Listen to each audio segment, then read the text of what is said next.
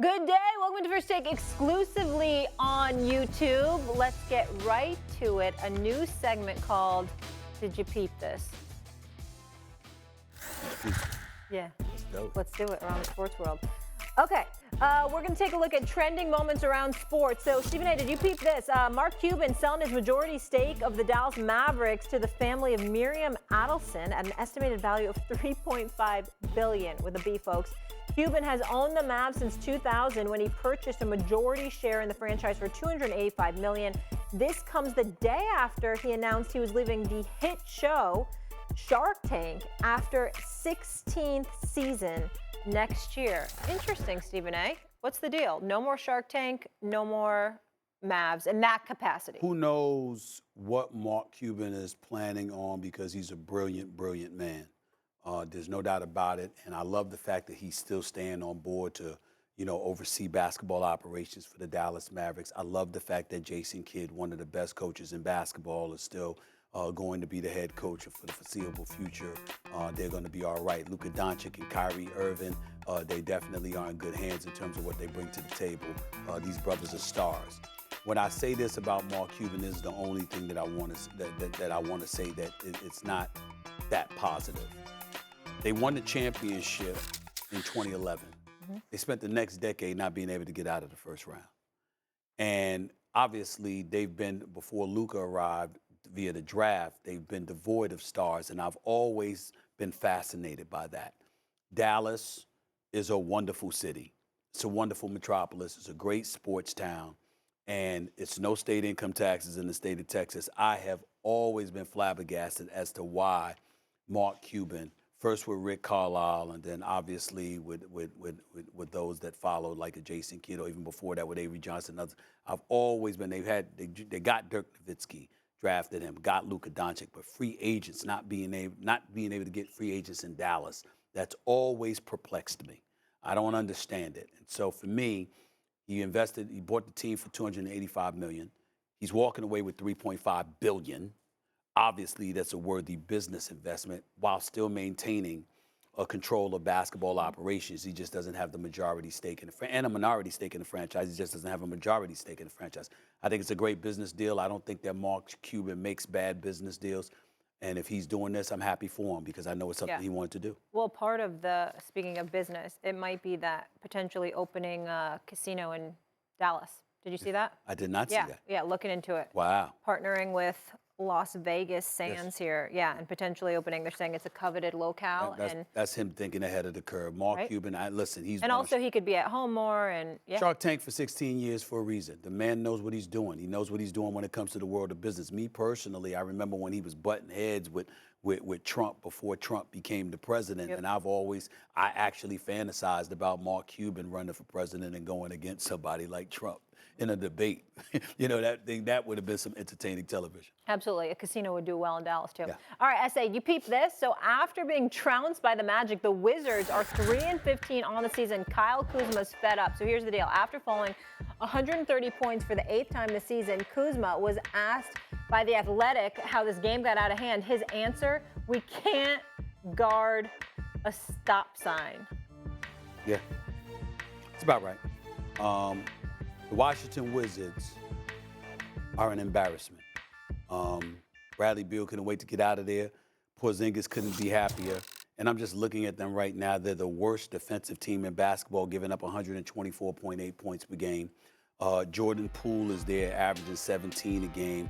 Life is a little bit different, now that you're not with the Golden State Warriors. And Kyle Kuzma, he's got his numbers. He's averaging 23 a game, but he's no longer a Los Angeles Laker. And you just look at the Washington Wizards right now in the nation's capital. The fans there deserve so much better than the product that they're being given. It's just not even a worthy NBA franchise, to be quite honest with you. And what's wrong with them? Everything. I mean, they're just not a good team. And I know that they're rebuilding, they're retooling, et cetera. You got new leadership in there. But in the end, who do you have? I mean, Jordan Poole can play, and we know he can play, and he's a champion. But can he lead? That's really the question mark. Nobody's questioning Jordan Poole's skills. But, you had a lot of people, Molly, just weeks ago bringing up the fact that, Draymond Green knocking him out last year. even though nobody's condoning violence, you had people wondering whether or not he deserved it, because when he's been there in Washington, he would literally silence people and say, this is my team, just do it my way, and incredibly dismissive and things of that nature. This is the reputation. I haven't spoken to him. I don't know Jordan Poole like that. But those are the kind of stories that have been put out about him. And so there's a level of maturity that a lot of people think that he lacks. And this is who they've invested their future in.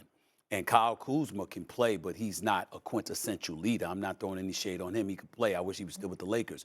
But you don't have a leader with the Washington Wizards. And so as far as I'm concerned, they're lucky they got fans showing up to the games. They really, really are, because this is not a worthy product to watch. Yeah, absolutely. I got one more for you here, Sure. Stephen A. Did you peep this? LSU star forward Angel Reese, who's missed 4 games for undisclosed reasons, is rejoining the 7th-ranked Tigers just ahead of their Final Four rematch with number 9 Virginia Tech tonight. Head coach Kim Mulkey spoke on how it feels to have Angel back. Take a listen. Well, it's a boost having her back, period. It's not just against Virginia Tech. It's just for our team. She's just a tremendous player, one of the best players in the country. But yes, it's good. She gives us a good matchup with Kitley. But it's not just for this one game. It's for the rest of the season.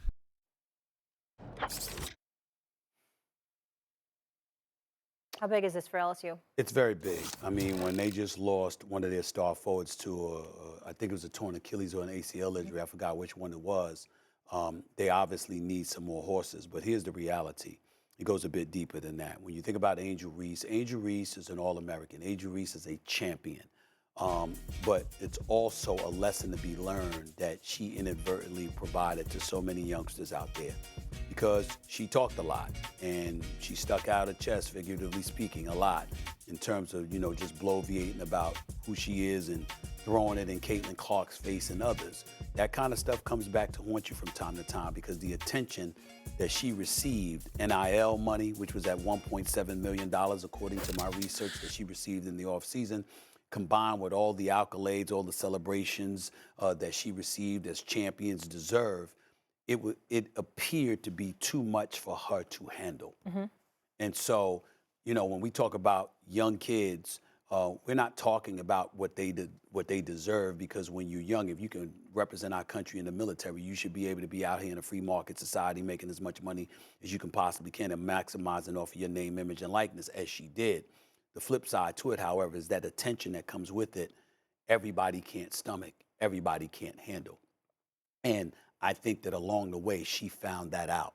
And so it might have altered her thinking and altered her behavior to some degree. And then you have a champion who's been around for a long time, and Coach Kim Mulkey, that basically went about her way of reeling it in. I'm not saying she was right or wrong, because I don't know.